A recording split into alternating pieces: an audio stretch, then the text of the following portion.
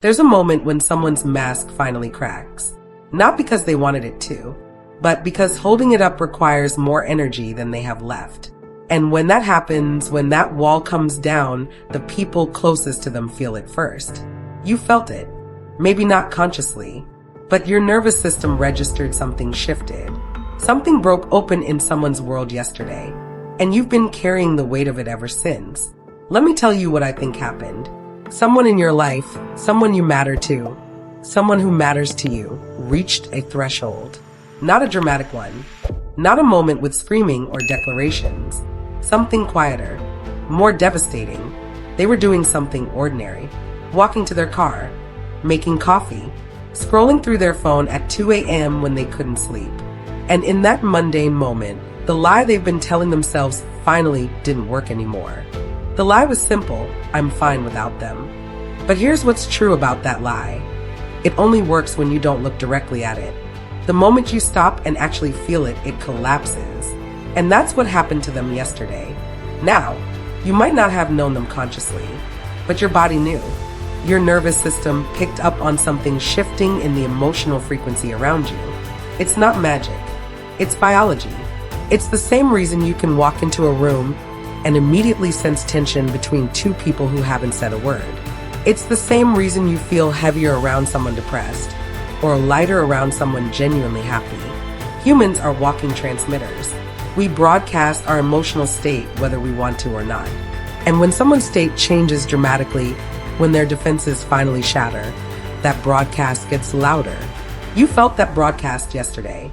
Here's what I think happened on their end. For weeks, maybe months, they've been running. Not physically, emotionally.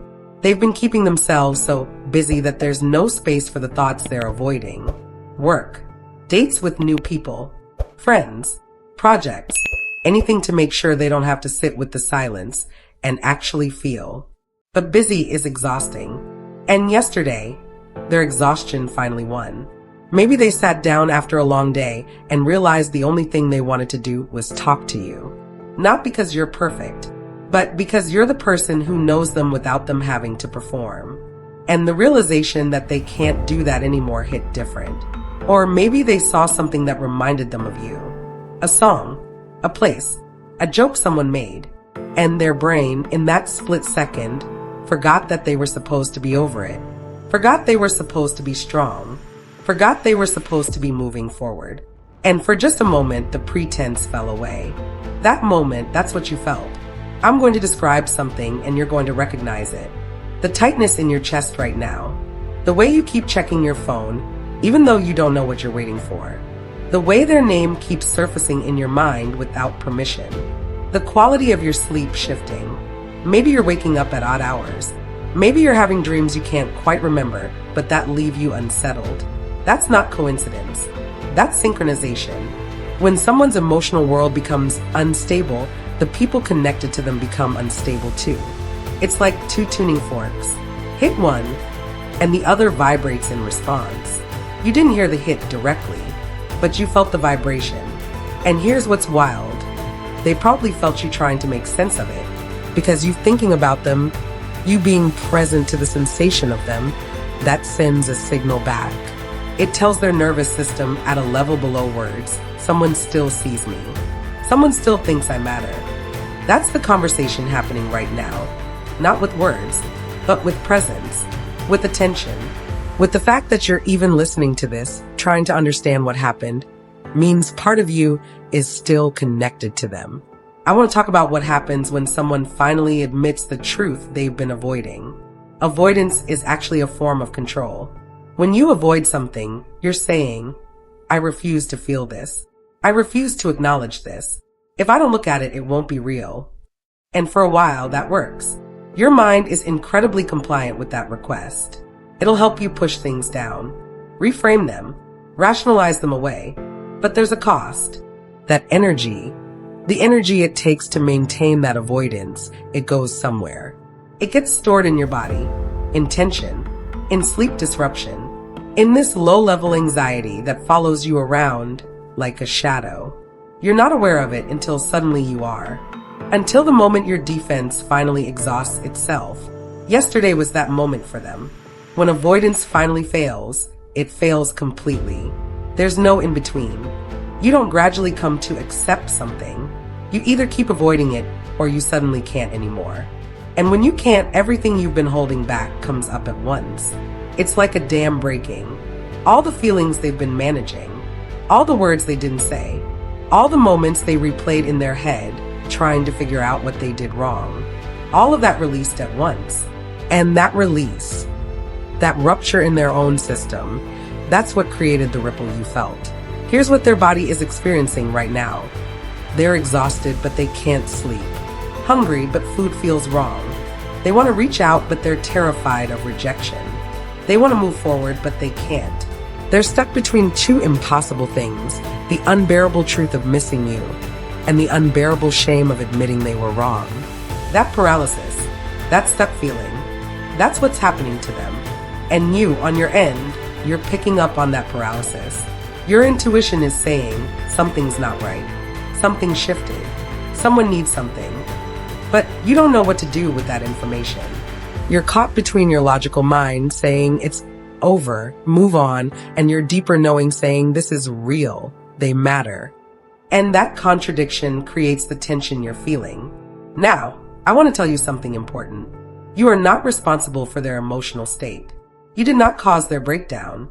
You didn't force them to miss you or to feel regret or to have a moment of clarity about what they lost. What you did was exist. You were yourself.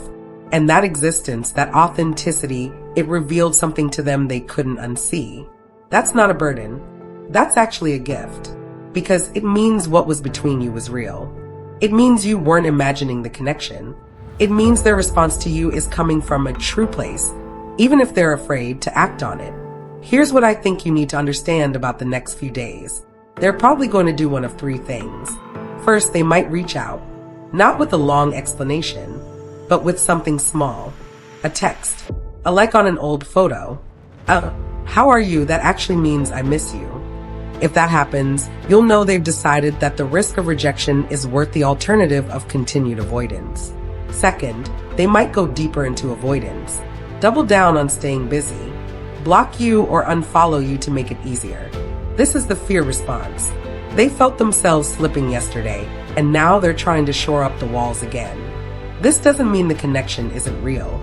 It just means their fear is bigger than their courage right now. Third, and this is the most common, they'll sit in this limbo, wanting to reach out but not doing it, thinking about you constantly but not acting, living in that stuck space where they're neither moving towards you nor moving away, just frozen. Any of these responses is about their capacity right now, not about how you matter to them. What matters is what you do with this knowledge. You have a choice, not about whether the connection is real. You already know it is. The choice is about what you do with knowing it. One option, you wait. You keep your phone close. You check for messages. You adjust your behavior, hoping it will prompt them to reach out. You make room in your life for them, even though they haven't asked you to. You give them the power to determine whether you're okay or not. This option feels active, but it's actually the most passive thing you can do, because you're putting your peace entirely in their hands. The other option, you acknowledge the connection without needing them to validate it. You feel what you feel. You know what you know. And you don't require a message or a confession or a dramatic moment to prove it's real. You simply know, and you move forward from that knowing, not in a cold way, not by pretending you don't care, but by refusing to make their actions your responsibility, by understanding that if they choose to reach out, that's their choice and their courage. And if they don't, that's also their choice and their fear. Either way, it says nothing about your worth. This is where real freedom lives, not in getting them back, not in the fantasy of a reconciliation, but in knowing you matter without needing anyone to tell you that. Because here's the thing, they already told you, not with words, but with the way they felt, with the way your absence shook their world, with the way they can't forget you no matter how hard they try, with the way you still live in the quiet moments of their day when the distractions fall away. That's the proof. You don't need anything else. So what do you do with this? You grieve what was real but is no longer present. You honor the connection by not using it as a hook to stay stuck. You acknowledge that two people can matter deeply to each other, and still not be able to be together. That's not a failure. That's just truth. And then you rebuild your life knowing that real connection exists, that you're capable of matching to someone, that you're worthy of being felt, being thought about, being missed. The person who's spiraling right now, they're spiraling because they finally understand what they had, what they let go of.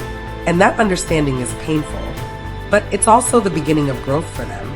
You don't have to wait for that growth to complete before you move forward with yours. That's what I want you to carry away from this. You felt something real yesterday. It wasn't in your head. It wasn't projection or wishful thinking. It was an actual shift in someone's emotional world reaching across to you. And now you know.